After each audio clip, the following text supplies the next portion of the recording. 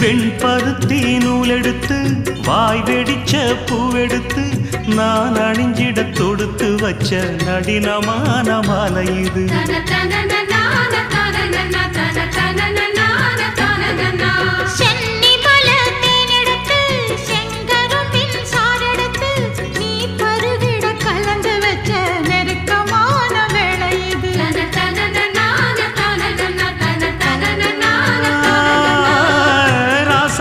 உடம்பிருக்கும் ரவிக்க துணி நானாக அன்னாடம் சூடி கொள்ள ஆசை வச்சாகாதா.